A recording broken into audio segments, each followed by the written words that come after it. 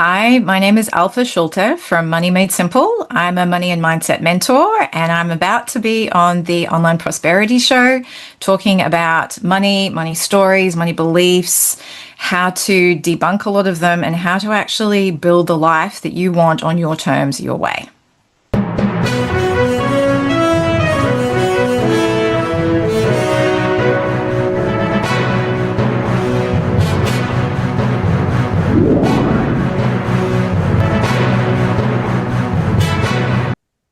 I got a question for you.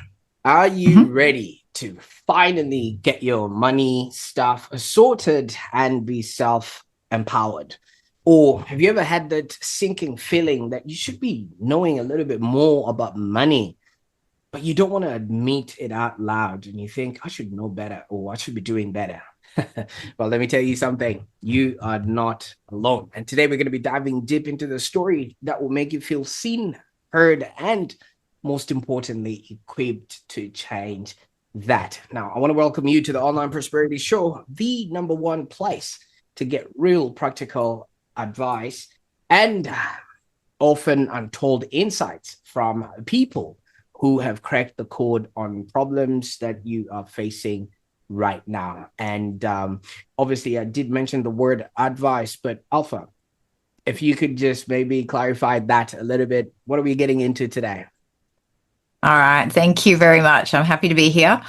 Yes, no, I definitely will not be providing any advice. What we'll be talking is more sort of money education, my experiences, and some trends and things that I see and ways to help people become more knowledgeable, understanding about money and themselves. Without lots of complication, jargon, yeah, it's going to be more conversational and educational.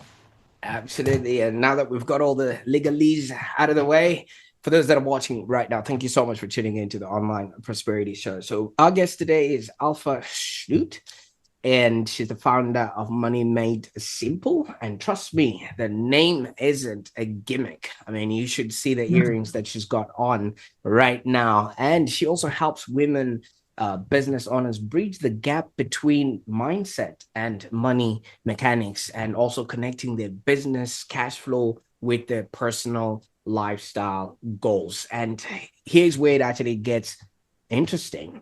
Alpha didn't actually start off as a money wizard. In fact, her early career was filled with shoulds, the career she should take or the path she should follow, things of that nature, until she actually hit rock bottom as a tax accountant and made that gutsy decision to jump into something that now actually lights her up. You should see the outfit she's got going on today. And, I had to take a double take and I'm like, wait a minute, are we, going to a party here or are we actually working? But this is, how Alpha is now showing up. And imagine if that could be you know what I mean? Because not knowing about money or what to do is incredibly frustrating, and nobody really teaches us about money, especially managing the cash flow side of things when you become a business owner. So today we're going to be exploring how that decision that Alpha took, not only to rewrite her career, but also to turn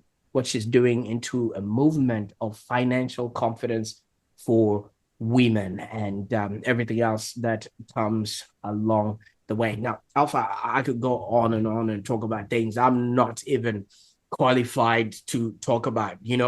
People would rather talk about sex than talk about money. And here we are today. So take us back to that moment when you realized that being a tax accountant wasn't your forever path.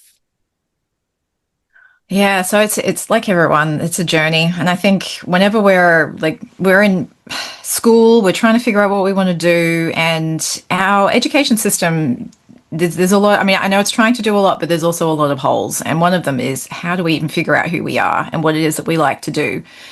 And just because you might be good at something also doesn't mean that you want to actually make it a career. And just because you like something doesn't mean that you can make that a career either. So it's a sort of journey. And I suppose I came from both my family, so my mother and father and all their families were migrants to Australia. So I was the firstborn in Australia, and And there came a bit of pressure with that as well, as like, we've moved here to make a better life. You need to make something of it. So the pressure was really go to university. And then, of course, became the what do you study question. It's like, well, I had absolutely no idea. And to be honest, to start with, I didn't actually study accounting. I didn't really want to go down that path at all. But I studied business and marketing. But then I couldn't find a job in that field. So I suddenly got offered an interview for a job in an accounting firm, and I was like, but I don't even know why I'm here. I don't have an accounting degree. And so I thought, well, okay, maybe if this is in demand, I'll do that. So I studied accounting, and then I turned out to be quite good at it, which was interesting because I'd never really been all that great at maths at school. But I did quite well with numbers, and I liked data and sort of and I liked the people, which was the interesting thing as well. When I started out as a corporate tax consultant, I was in they were big five. There were five big firms back then. Now there's four. So I started out there at KPMG as a grad, and I found I really enjoyed working with the clients, but I didn't enjoy being a tax lawyer. Lots and lots of legislation and compliance and all of that, and the customers or the clients I was working with had absolutely no idea what was going on. And at the time, I hadn't really connected those dots, so it took a number of years, and then I left working inside the tax company, like the firm. And then I worked for Virgin Airlines for a number of years in their tax team, and realized I enjoyed setting up the systems because it was a pretty rough and ready kind of business back then. And again, I liked the people side of it. And so I thought, but I was absolutely miserable working in that sort of field. It was the same thing every month. We had to do BASs or your activity statements, and every quarter there was things, and every year there was always just the same. So after realizing that I was not in a happy place, I was in my mid-20s. I was like, I should be a bit more excited about life. So I started to look elsewhere. I love writing, so I did an advanced diploma of professional writing because I thought, well, I'll see if I can pursue that. And I ended up changing careers completely in my late 20s and went off to work for a small management consulting company who were mainly working with mining engineers and mining companies. And I started to enjoy that more. And then I also started to earn more money, ironically. I was, not working in the finance field, and I was earning more money, which seemed strange. But then I also kind of got to this point where I was like, I don't even know what to do with money. Like I've worked in and around numbers for years. I had no idea. Like my parents had no clue about money either. My dad had his own small sole trading business. My mum was a school teacher. They worked hard, had no savings really. My mum lived on credit cards. My dad would spend the cash that he got from his business quite sort of quickly. It's sort of, and that's one of the things I help my clients with, is to understand like what to do with your money, especially if you're using cash, because it can disappear quickly. And so I got a financial planner because I thought that's what you did. I was like, well, how else are you supposed to learn about this? I realized they don't teach you about money. It's kind of like outsourcing it completely. And then when I realized the guy I had couldn't answer any of the questions that I had, I thought, okay, this is not really for me. So then I studied the diploma of financial planning because I thought, well, I'd like to know what's going on. And I learned a lot. And I thought, well, this is stuff that people need to know.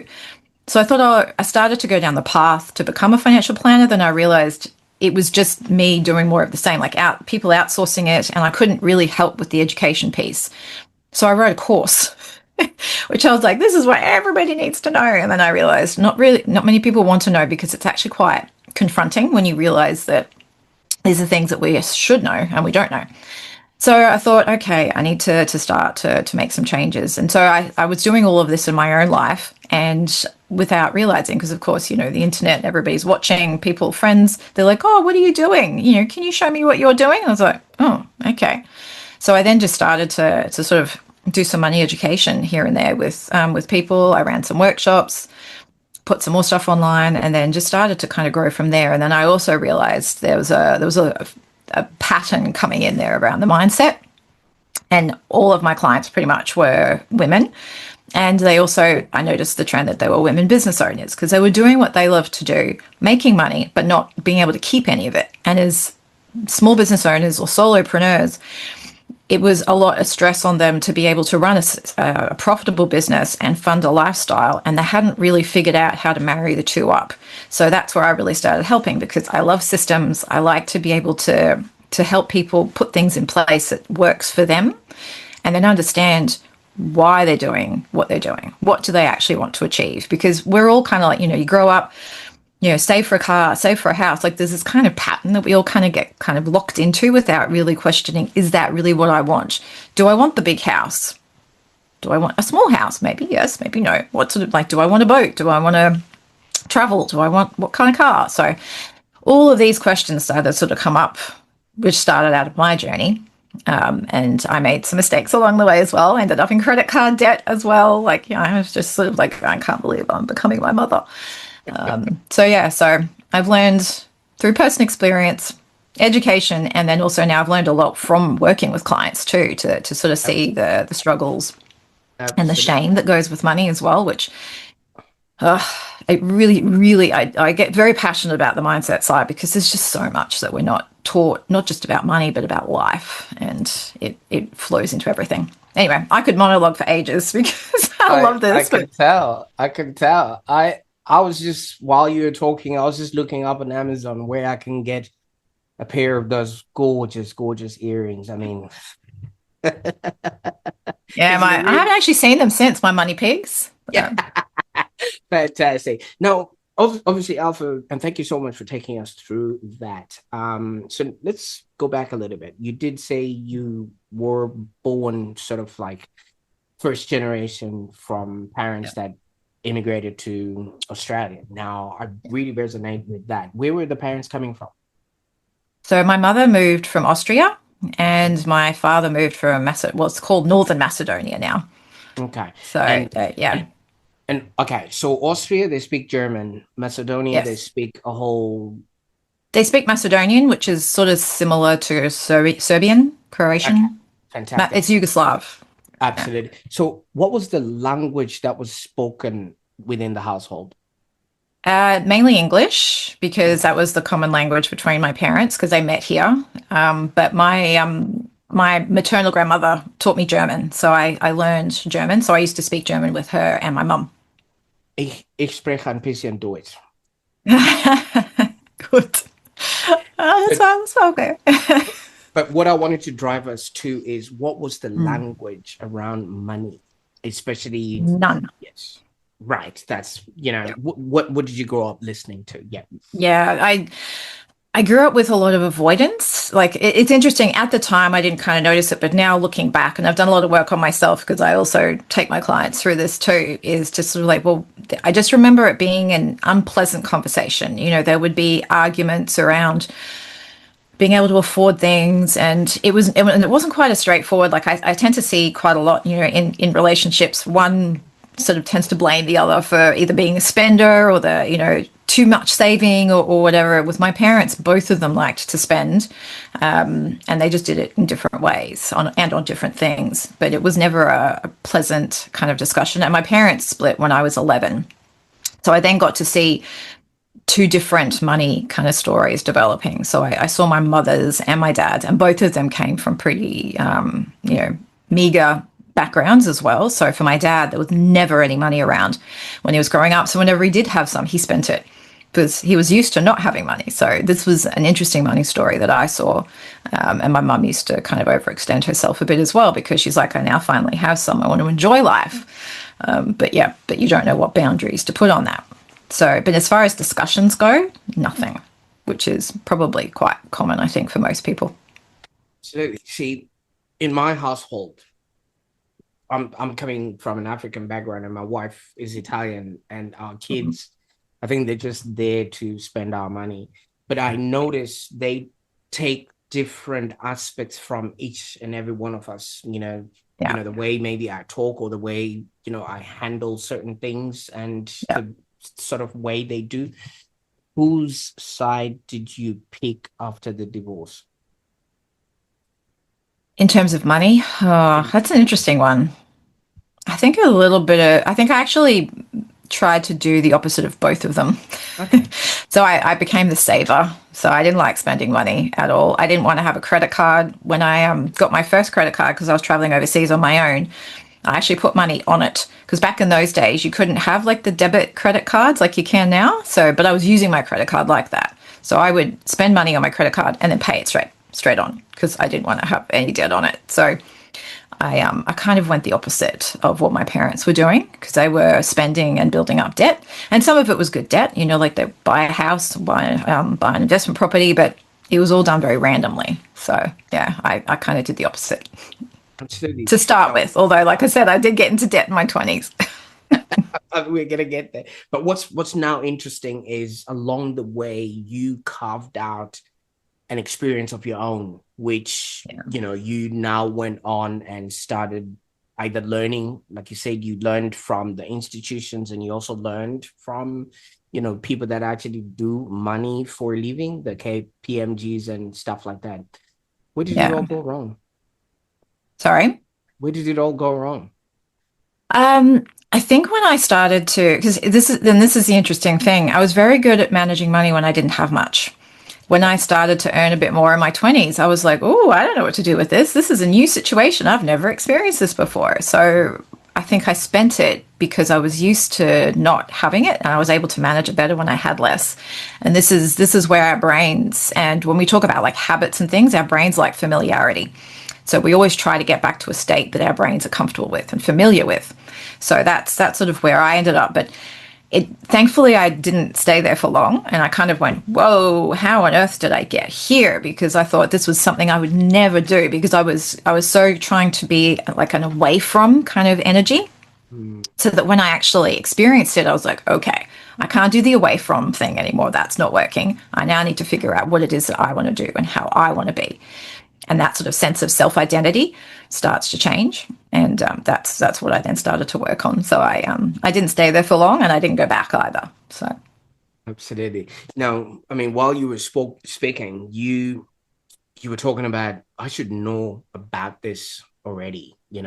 That sort of feeling of I've worked around money, and I should know better and things like that. And yeah. obviously, it came to your own money. Now, how did you move past that shame or I don't. and then actually start learning and figuring it all out? Yeah, I don't like not knowing or understanding things. I don't like sitting in ignorance, and I don't like relying on other people. So I can get quite stubborn in that way. So I kind of went, well, hang on, I don't know how to do this. I don't really know anybody who does know how to do this. So what do I do? So that was why my first kind of port of call with anything is to educate myself. So that's why I thought, well, there's no, again, back then there was no education around money. So I studied the diploma of financial planning because that was the only thing I could think to do. And then I just started to sort of read articles. I started to watch people. I was reading biographies and autobiographies of people who've been successful in business and life, and sort of thought, well, what are they doing? How does this work? I need to figure this out. And then there's that classic. It's a little bit like, and nutrition and or health and money are very, very similar.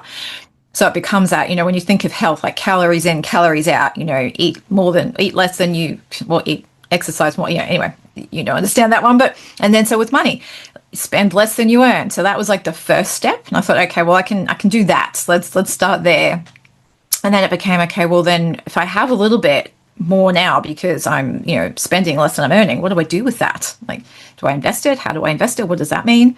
So I went and did a share trading course. I joined a property investment, property development meetup group, and started to sort of try and do all this. And then the Barefoot Investor came out with his book, and I was like, okay, let's read that. So I started to sort of amass things and knowledge, but I then had to try and figure out how to actually apply that to me, keeping in mind my personality, my risk profile, my money history, what I wanted out of life. So like my lifestyle vision, all of these sorts of things, they kind of ended up being puzzle pieces that I was figuring out for myself.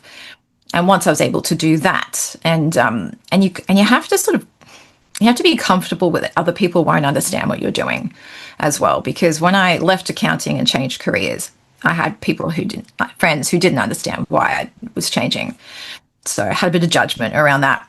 I kept the same car for like 20 years. I had a lot of, I got teased a lot for that because I was like, but it's a car, it's a depreciating asset. I don't really want to spend money on a fancy car. I don't care. It's just going to get me from A to B.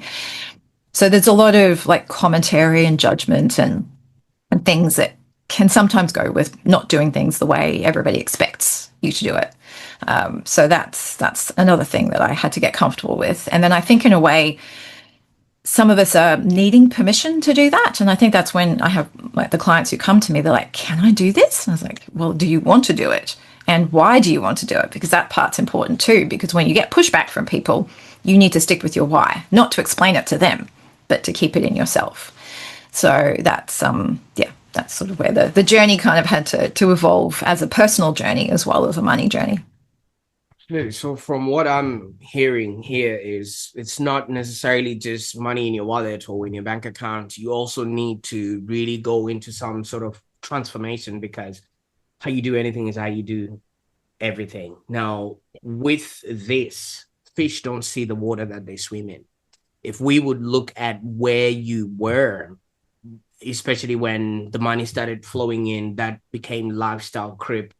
Other people would have gone in, upgraded the car, upgraded the clothing, upgraded maybe the house, upgraded just about everything else to meet the threshold of where the money is. Like you said, sometimes our brain just wants us to revert back to this. Now, were there any gaps that you maybe started seeing in yourself that you then mentioned, I need to do this differently? Because some people won't be able to see that. They'll just think it's a natural progression. I got a promotion, so I might as well get a new watch or new cashmere sweater Yeah. and very nice shoes and nice pants and a Yes. nice Well, clothes.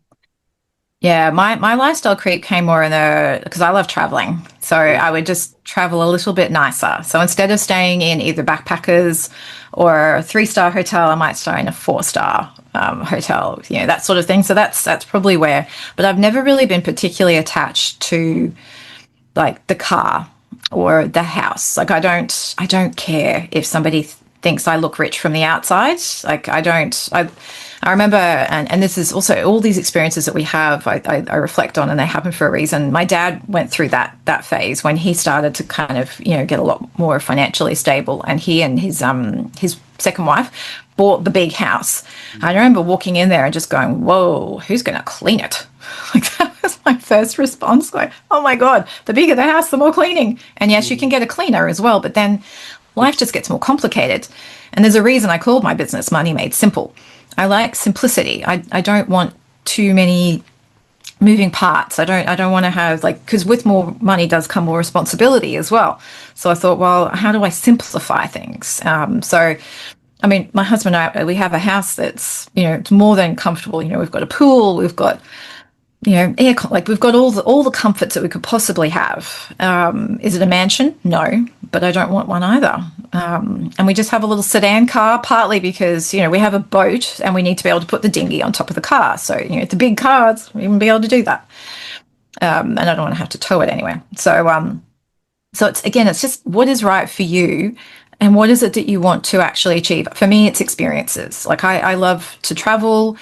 If I want to go on a helicopter ride over the Grand Canyon, yes, I want to be able to do that. If I want to do something else that's special, like I have, my little bucket list of things that I want to do, then I want to be able to spend money on that rather than the things, So that's where understanding what becomes important and having a why and having a purpose for your money becomes important. Because if you don't have a purpose that's bigger than just stuff, the money will just go to the stuff. But if you have a bigger reason, like, being able to, like my daughter's 10, I want to be able to take her places. She's been to quite a few countries. We do lots of things together. I love to be able to do that and give her those experiences, travel to places in the world where she can see things she wouldn't normally see and be able to grow as a person that way. To me, that's more important than whether or not she's got a PlayStation or whatever else's things, which I don't even know how they work. So, yeah, we don't have any of that kind of fancy stuff because I wouldn't have a clue. So, Absolutely. And what I like about this is you're putting out your value system. And this is basically what you like and how you want your world to be, whereas everybody else is looking at John from down the road who's just got a Tesla after Tesla latest model, and they feel like they have to keep up with those Joneses. Now, you said with what you're saying, you maybe value traveling, and that's a values alignment, and it plays a big role in money decisions. Now, for somebody who's watching right now, how can they Mm. tell maybe if whatever financial decision they're making is not to please the masses, but it's actually a choice that actually aligns with their values? I think the first thing, and values is a really big part. So when I work one on one with people, the first session we have is always we talk about values. We do a values discovery session, so we don't even talk about money really in the first session. But I think the we all know inside. So it's one of those things. I think it's just allowing us the space and the quiet to be able to go in. Quite often, a telltale sign is what do you feel like in the morning when you wake up. If you're excited to get out of bed, and sometimes I get it, it's early in the morning or it's cold and those sorts of external factors. But generally speaking, are you kind of excited to do the things that you're going to do, or understand why you're doing what you're doing? And if the answer is no, more often than yes, then there's something misaligned in there. And to be honest, most of the time we know nothing about there's no knowledge that we can ever give anybody that will help them understand them better than they actually do themselves. It's just a matter of allowing ourselves to acknowledge it, bring it out into the open, and then make our decisions aligned to that in a way that it doesn't matter what anybody else says. And if there's people around you who actually care about that, then you might want to have a look at who you're hanging out with. And that's why, there's even family members, and I get that sometimes a little bit tricky. You just have to really watch what you tell certain people in your family, because if they're going to judge you for it, then they don't need to know. You see, I don't know about you, Alpha, maybe with the Austrian background and the Macedonian background, you don't have Auntie Sally who knows everything about real estate, about shares, about the lottery, anything else that has got money involved in it, and the super that everybody, needs to be paying and things of that nature. How do you then lovingly avoid being around people that seemingly know a lot about finances, yet they are swimming in debt themselves or something like that? Well, and ultimately, I think it's just about allowing people to be who they are. And if people have knowledge of things like the share market or whatever, I'm always happy to listen. But one of the things I found interesting is whenever I've been doing my work, I don't tend to attract the people who want to know about cryptocurrencies or how to do like get rich quick or property flipping or all of that, because that's, and there's people who specialize in that. And for some people who want to know that is perfect. But there's people around me, I don't know. I feel like after a while, you just tend to attract the people that are aligned with who you are. And that's not to say you want everybody to agree with you and only the people who have the same knowledge as you to be around you. Sometimes it's really, really good. That's one of the reasons I love going to different networking groups and like to be in different rooms with different people to hear about what they have to say, to learn, because I don't know everything. Where the misalignment is when someone's trying to be something they're not. Or that whole, oh, look at my Ferrari. I was like, okay, cool. You may have just hired that for the photo shoot. Like, I don't know. Like, and even if you haven't, that's great. If that's what you wanted and you've managed to get it, then that's fantastic. I don't see the point of driving a sports car when I can only do it 60 kilometers an hour through the streets of the city. If I was just in Germany for a month because my husband's German, and Ah, visiting his family. And so we were doing some traveling, and on the Autobahn, then you're like, yeah, that would make a car like that worthwhile. But in the day to day, it would just be frustrating. oh, I can imagine. It was just yesterday. I was sitting at the lights, and some guy with a yellow Porsche was trying his hardest to speed between 50 meters of lights. He would go and then stop and then, and I'm like, Yeah. you might be actually hurting the engine with Yeah, 0 to 60 in what, 2 seconds? in Okay. 2 seconds, and you're there, you're stopping Yeah. again. And yeah, I was just noting at him saying, you know what, I might arrive 3 seconds later, but here we are again. Yeah, So that's it. The next set of lights. Yeah. so let's maybe talk about money made simple. I mean, obviously, it's not simple starting a business, and obviously coming from where you came from and things of that nature. So tell us, I mean, you're coming from a space where you're trying to organize your own piggy bank, managing numbers and things of that nature. What was the hardest part or the scariest part, managing numbers or managing your own self doubt? I think the mindset side. So I always say that business is like a personal development journey on steroids. So yeah, I think it's that part because there's a lot of people who talk about money and different things, and you're like, well, who am I? Am I adding any value? What I'm saying is so simple. Doesn't don't people know this? Like, it's there's a lot of simplicity to it. But I think that's where the beauty in the simplicity is, and I think also that bringing the mindset with the money and looking at how to just set it up. It's almost like I said, giving people permission to do it in a way that suits them, and then making sure that the business is paying them the amount that they need to pay themselves. So the things that I do with my clients, I've had to do for myself too. So I can understand the challenges that go with it because cash flow in a business is very up and down, especially where I realized probably took me longer to realize this than I should have, is that I was kind of educating the market as I was running my business too, because accountants deal with a lot of compliance. So, and then there's the sort of the strategy side, but not many of them do that. But yet their clients assume that they do. So then there's this mismatch of expectations, which is where people get satisfied with their accountants. And I was like, well, but they're there to help you with your tax return. They're not necessarily there to help you with strategy or to help you understand how to manage money or cash flow. And then there's no one necessarily who really does that, and especially not in the personal space. So I've had to sort of navigate that myself too, as to what do I want to do as a business owner and how do I want to operate and what kind of niche you're in. Because in the beginning, you kind of start out thinking, oh, everyone is my market, and this is all the things that that everybody needs to know. And then, like I said, I started to realize that that wasn't actually the case. So I've had to sort of navigate the business side as well as the mindset side and just generally, and it's a constant change. It's a constant growth, a constant learning. Even up until the beginning of this year, I think I had a little bit of a dip because I was doing things online and wondering why I was feeling miserable in my business because I was going, I really prefer working with people. So I thought, you know what, I'm going to go back to the old like consulting model when I was a management consultant, and I was self-employed for a few years. I thought I'm going to go back to that style. I liked that better. I can deal with people.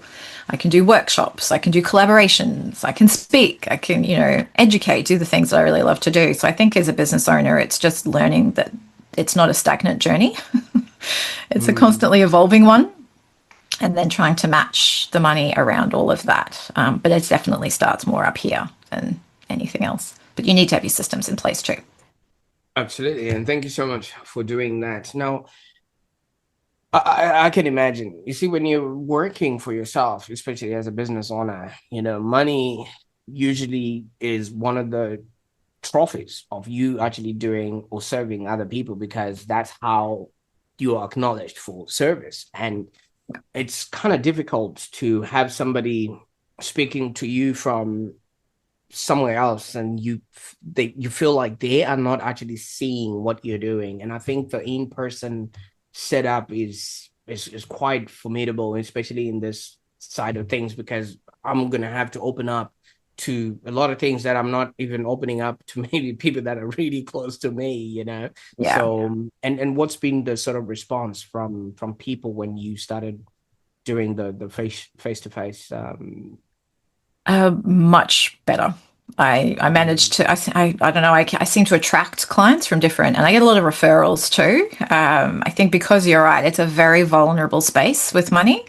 You know, I'm sort of seeing into people's worlds. I can see what's going on. I can see what's working, what's not working. And it's a matter of kind of looking at it as looking at the person and helping the person, but then also looking at the money and going, okay, well, this is a lot of it is just the mechanics then. If you don't know what to do, then that's, how else will you find out unless you ask questions and someone shows you how to do it and just sort of setting it up. And quite often it's visibility. I find a lot of people don't have the visibility over their money because everything nowadays sits inside a computer. No one like back in the old days, especially from a personal finances perspective. You'd go and take out your spending money, and then that would be your spending money, and you'd have your envelopes, and it'd be a lot easier. Now it's a lot less visible. And even trying to teach my daughter about money when we go out places, and they're like, "Oh, we don't accept cash." It's like, oh my goodness, I'm trying to teach my daughter how to budget here, and she can't like physically use cash. Makes it really hard. So as grown-ups, it makes it even harder because you just like tap. There's just this magic card thing that just, or a watch. Like there's so many different, or phones. There's so many different ways that people can pay for things nowadays. That it adds to that level of angst I think that people have around money. So yeah, opening up to someone becomes a big issue. But yeah, fostering trust is a big part of it. And when you're doing it in a group, it's the right type of people and making sure that the right personalities are there. And I partner with some others as well. So I have an accountant that I recommend people to, and I do workshops with, and a finance broker. And so collaborating together so they get more complete information all in one place so that you can ask questions, you can learn and grow, and in a very safe environment. So that's the sort of things that I enjoy doing, and I find people respond to that, especially Now, women. I mean, obviously, somebody might be looking at this and saying, "I'm not KPMG trained," and it used to be the big five, now is the big four because maybe Alpha really consolidated them and made sure that the other one is non void because that's how good she is with money. You know what I mean? And I didn't grow Yeah. up in a space like this. You've had clients maybe come back to you with success stories, even months or even years later, because I think this thing starts working a little later because if you stick with the habits, then it will actually then pay off dividends later. And obviously the compounding starts coming in. What's one sort of testimonial that's really made you stop and think, this is why I do this? I mean, you don't have to mention names and things like that. Otherwise, Yeah. I would meet them today and I'll be like, drinks on you because Alpha told me you're Mr. Moneybags now. Yeah, there's a few actually that have really stood out. I think probably the one main one was when I had a client come to me, and this was more for personal finances, and the request was, oh, I would, I want you to help me set myself up so I can leave my husband. And I was like, oh, right, that's like, no, I'll help you get yourself sorted. So basically, we worked together over a 6 month period. And it got to the end, and then off we sort of went. And I'd stay in touch with my clients. And then it was probably a year later when we'd been in touch for a bit. And I was like, "So how are things going?" She's like, "Oh, great, it's going so well." I realized I didn't actually want to leave. I just needed to feel more comfortable that I could if I ever wanted to. And I was like, "Okay." She said, "But we're doing so much better now because the money side, we're now more aligned. I'm talking to him about it.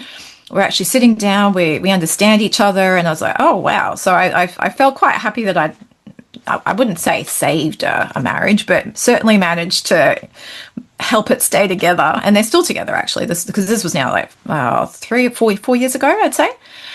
So that was a nice one. And then others are just sort of probably more sort of smaller, in that their wins of like paying their tax bill in one go, or having the money in their accounts to pay the bills that they need, or the unexpected things, and paying school fees out of personal bank accounts instead of business bank accounts, things like that, where they're just feeling a little bit more secure.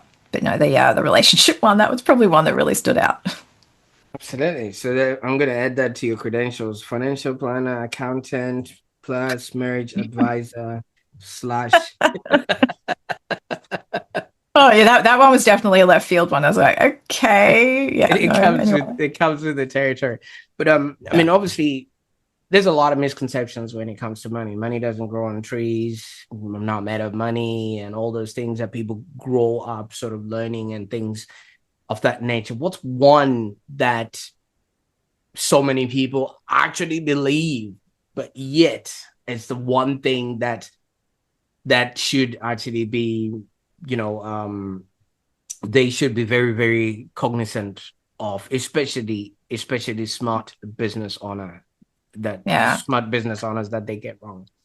Yeah, the one I probably hear the most, and I'm even guilty of this in my early journey, was you have to be good at maths to be good at money. Mm. I hear that one a lot, and it's simply not true.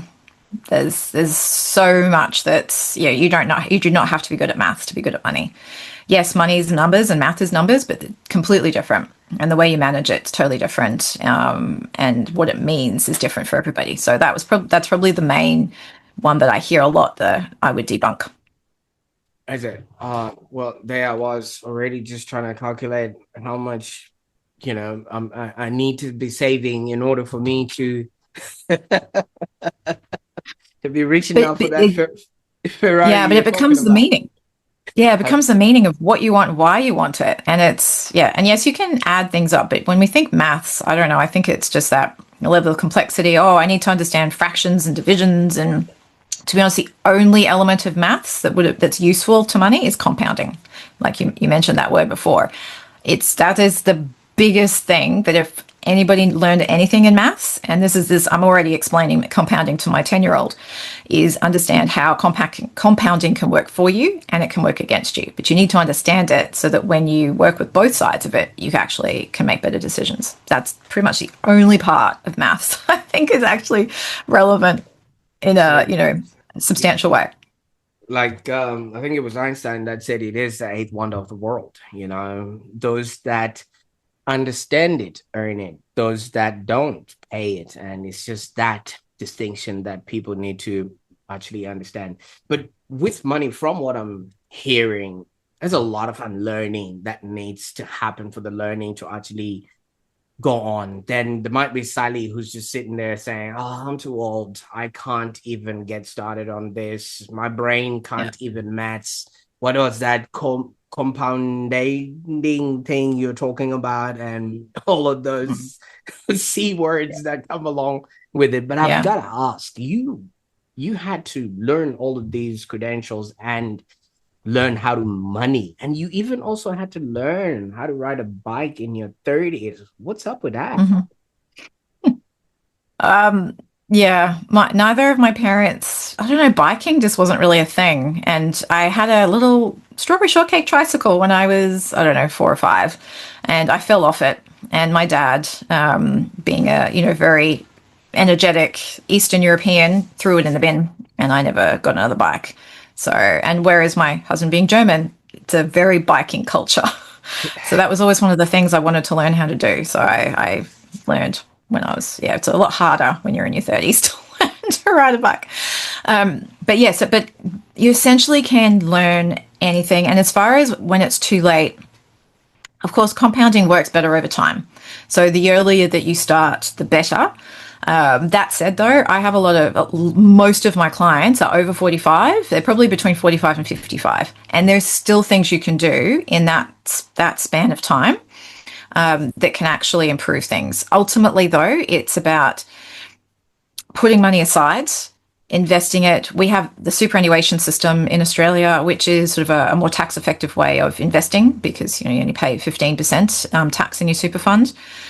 And it's there to create the discipline as well to give you money in retirement to allow you to have a bit more comfort. That said, I also do suggest investing outside of super as well, just so that you get choices. So I think it's just if you don't know the answer to something, ask the question. Ask somebody who's done it before. I'm more than happy to answer any questions that I can. Just don't ask me about crypto. But just do something. Don't just do nothing. Read like the Barefoot Investors book. Scott Pape. His stuff has a lot of really good. That's really great basic information. There's some of the like the mindset, lifestyle stuff, values that needs to kind of go alongside that too. But from a fundamental perspective, there's so much really good information out there. Trust yourself. I would say is probably one of my biggest things is just trust that you know what you need to do and what life you want because nobody else knows that. And that's something that quite often we don't afford ourselves the time or the effort to figure out.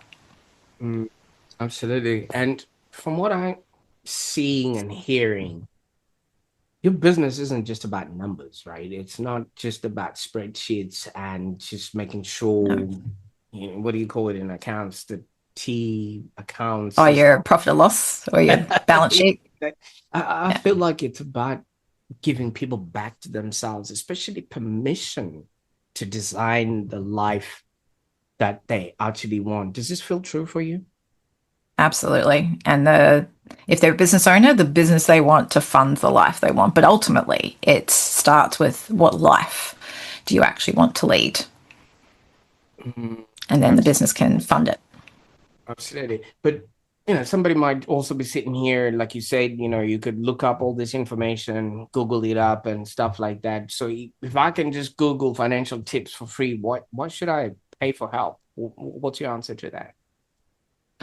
Well, if you can do it, because the thing is that people can do it themselves. But like most things, you can do it. It's just we don't often know ourselves well enough. So it's then having someone to talk to bounce the ideas off, to Mhm. help see it. So what I tend to do that works well for all my clients is we put everything on paper and we run scenarios. So I run scenarios that like if nothing changed, this is what it would look like in 5, 10, 15, 20 years. Mhm. If we look at your cash flow, we make some tweaks and we can make some improvements. Let's see how that will improve the future view. So I run different scenarios so people can just see what little tweaks they can make and the improvements and the differences they're going to make over time. So that's generally where I find people don't tend to know how to do that.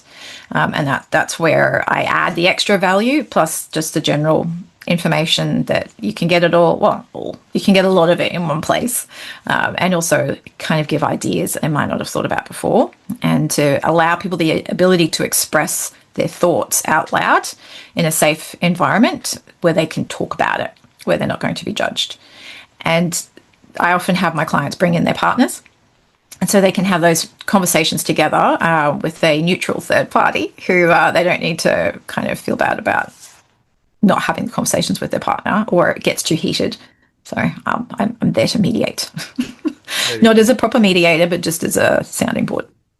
Oh, I can imagine because yeah, when money is involved, there's a lot of emotion that rides on that, and especially when the other person doesn't understand what the other person actually does, and that's where so much of the heated sort of arguments sort of come together. So now that you've mentioned there's a lot of hand holding and things of that nature, now I understand why people need to come and see you, maybe preferably face to face. And where would people go to start this journey for themselves?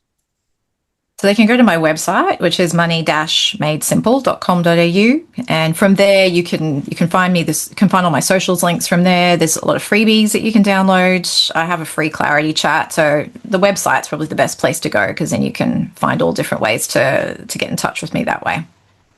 Absolutely. I'll definitely put this information in your show notes, and definitely, people can get to connect with you that way. Now, I mean, Alpha, there's a lot we could talk about, especially when it comes to money. You know, how can I get more? So, I'm trying to think. So the best, like I said, the clarity chat's probably a good one. I do have free checklists and things on my website. And in terms of working with me, if anybody's interested, I do one-off sessions, and then I have a 6-month program.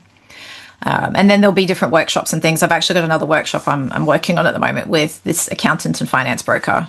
We're doing a back by popular demand workshop in October, but that'll be in Brisbane. But otherwise, yeah, I can, yeah, either in person or I do Zoom sessions too. Absolutely. Now, see, when we started this conversation, you introduced us to tax accountant Alpha, who was trying to get things going on and stuff like that. If she shows up in your world right now and she needs help to sort out her life, and maybe you meet her on her lunch break, which I think she would have been really, really busy, and you maybe only have 2 seconds to just let her know what it's all gonna be like. What would you tell her right now? Really just probably relax and enjoy the journey and everything that's meant to happen will happen. And to not get too tied up in the shoulds. Shoulda, woulda, coulda. I mean, everybody just Yeah. wants Or I to should be doing this, or I should should be be doing doing that, or I should know how to do this. and shooting all over themselves. Yeah. Yeah. Fantastic. But last but not least, if somebody has been maybe putting off sorting their finances, what's the very first step that they need to do? And why is now a time to take the action, not Yeah. later? I would say, well, compounding is one reason why to do it now. If you look at money now versus money in 5, 10, 15, 20 years, it can grow very, very quickly. Even just putting $100 a month aside can grow into tens of thousands of dollars.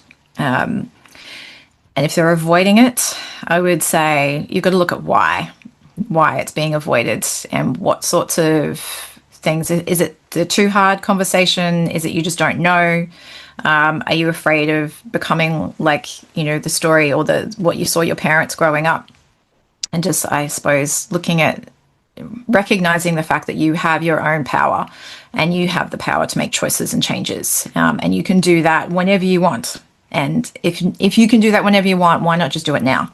Because there'll always be that tomorrow. And my father died quite suddenly about a month ago, and there was one of those things that kind of came to me. I was just like, what are you waiting for? Like, whatever you want to do in life, just do it now, because there is no time like now.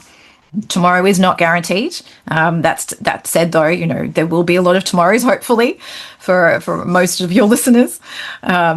But don't put it off. There's no reason to put it off, and you are capable. I think that's the one thing we need to tell ourselves, is that we are all capable. If we want it, we'll make it happen. And I know you're capable. It's just you need to know it too. That's amazing. I'm sorry to hear about your dad. But I mean, obviously, we've come all, in this journey. We now at least a little bit braver than we started to figure out money. But Hopefully. now that you've brought us in your world, what's next? What are you working on that we can be excited about, that we can jump onto and I've be a got some part of? big things coming. I'm writing a book at the moment, which hopefully will be ready next year. And I'm also turning the tool I use with my clients into a software to make it super duper simple. So that's hopefully beginning of 2026, all of that will be launching together. So they're my next two big projects. Now, Alpha, you had done so well. A whole hour without you committing the ultimate sin on the online prosperity show. You just had to go there. Had to go where? What's next? Well, you do not mention that you're writing a book and not pledge that you're going to have to launch it on the online prosperity show. So you've got 2 seconds Well, to happy to come back. redeem yourself. Well, this has been so lovely. I'm happy to come back anytime. Fantastic. Now we are good. We can rest easy. Fantastic. I can't thank you enough for the time that we spent on the call today. I mean, your life story and your experience is so valuable for a lot of people, because so many of us just resort to head in the sand. And I think there's an Australian thing, should be all right, mate. You look at your bank Yeah. account today and you'll be like, I'm a business person, somebody somewhere is going to pay me and it'll figure itself out, and before you know it, Yeah. you're not with it. So thank you so much for obviously going through this and letting us know that whatever it is you're going through, one day you'll have a good story to tell, not only in your life but also on the online prosperity show. So I Yeah. appreciate that. Thank you very much. Great stuff. Now, if for those that are watching, if there's one thing that Alpha's journey shows us, it's this: your money story is not fixed. Actually, it's written in pencil and you Mhm. hold the eraser. And, it's just one of those things that you can rewrite it and you can relive it, the way that you want it to be. So whether you're untangling your business or just your personal finances, or just maybe trying to figure out how to stop money from running your life, I think today's conversation just gave you that roadmap to get started. And if you maybe know somebody who's been maybe stressing over money or just hasn't been, themselves lately, and you may think that money could be the issue, I encourage you to just slide this episode into their DMs. Say nothing, just let them know that they can be seen, they can be heard, and there's people out there that know how to untangle them from whatever it is, because you never know who could be, you know, maybe you could be handing them the exact perspective shift that they are waiting for. And if somebody has sent this video to you, the next time you see them, just give them a hug because they really care about you more than you actually think. And while you're at it, subscribe to the Online Prosperity Show so you do not miss out on any of these topics that might actually give you a happier and meaningful existence. And I'll be putting all those links that Alpha mentioned in the show notes so that you too can get started on your journey. Okay. Until next time, I encourage you to just maybe take a look at your financial story. And if it's the one that you want, good. But if it's not, hey, maybe today is the day you could start rewriting it. Bye for now.